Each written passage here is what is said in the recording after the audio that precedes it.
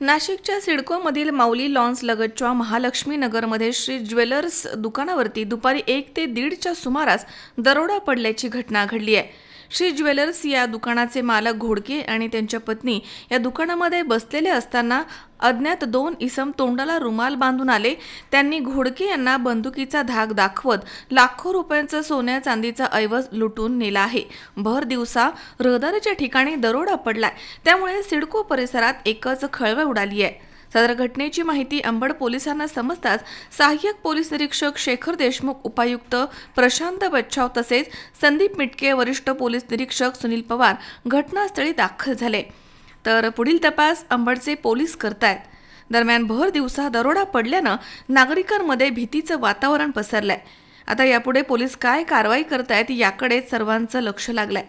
1:45 timing होता दुपारचा। तर तेव्हा अचानक एक जण आला, त्याने पिस्तूल काढली, त्याच्या पाठीमागे लगेच दुसरा आला सेकंदाच्या अंतरावर, आणि मग त्याने एकाने पिस्तूल काढली आणि माझ्या अंगावर रोखली, आणि दुसरा जो आला तो मध्ये लगेच काउंटरच्या मध्ये आला आणि त्याने सगळे ट्रेचा माल काढायला सुरुवात केली। त्याने ट्रेचा माल गोणीत भरत होता तो, आणि दुसऱ्याने मला पिस्तूल रोखून बसून ठेवले एका ठिकाणी। तुम्हाला काही मारहाण वगैरे केली का त्यांनी? मारहाण वगैरे काहीच नाही केली, फक्त तो पिस्तूल रोखून उभा होता माझ्यावर, आणि दुसरा 2 ट्रे काढत ते मधून माल काढत होता। मी पण काही जास्त प्रतिकार करण्याबद्दल। तुमचं काय नाव?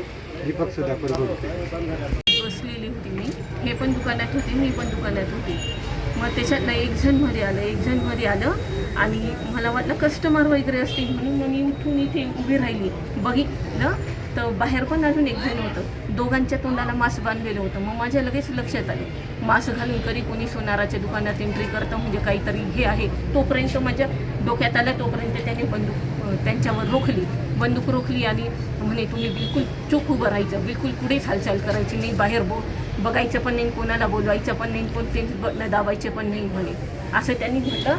यांना एका ठिकाणी बसवलं आणि म्हणे तुम्ही काहीच करायचं नाही, आणि एक जण मध्ये गेलं, जेवढं पण सामान होतं ना दुकानातलं सर्व त्यांनी काढून घेऊन गेले। तुमचं नाव काय? मनीषा घोडके। साधारण किती लाखांचा ऐवज नेलाय? 300 ग्रॅम जास्त असेल ना। किती? 300 ग्रॅम 300 ग्रॅम।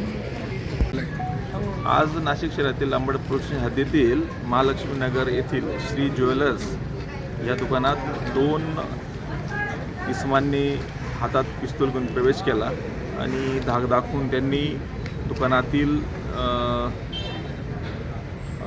शो असलेलं म्हणजे आता दुकानात असलेलं जवळपास 20-25 तोळे सोनं घेऊन पसार झाले। मोटरसायकल एक 50 मीटर लांब लावलेली होती। तर टोटल एक जण तिथे थांबला, 2 जण दुकानात आले, त्यांनी धाक दाखवून 20-25 तोळे सोनं घेऊन पळून गेले। सदरबाबत गुन्हा दाखल करण्याचं काम चालू आहे। तपास कामी क्राईमची त्याचबरोबर पोलीस स्टेशनची टीम तपाससाठी रवाना करण्यात आलेले आहेत। तर त्यांनी काही रेकी केली होती का पहिले, काय समोर आलंय का? ते CC फुटेजेसवरून तसं वाटतंय, कारण घटनेच्या आधीच्या याच्यावरून ते रेकी केलेली आहे असं दिसतंय। ते बुलेट गाडीवर आले होते ते लूटमार करायला? एक बाईक आहे, ती अजून आयडेंटिफाय झालेली नाही आहे। एका मोटरसायकल 3 जण दिसत आहेत एका फुटेजमध्ये। किरण आहेर, C24 तास, नाशिक। उद्या बस्ता खरेदीला जायचंय आणि तुम्ही दोघांनीही यायचंय, काहीही कारण चालणार नाही। आपल्या भाचीचं लग्न आहे, आपण येणार नसता? हो भेटू आपण। बघितलं सगळ्यांना किती आनंद झालाय तुझ्या लग्नाचा ऐकून। हो ग, पण मला एक सांग, उद्या आपण बस्ता खरेदीला कुठे चाललोय हे तर तू कोणालाच नाही सांगितलंस। सांगायची गरजच काय, पिढ्यानपिढ्यांची परंपरा आहे ही। लहानांपासून थोरांपर्यंत सगळ्यांना ठाऊक आहे, बस्ता खरेदी म्हणजे कोहिनूर।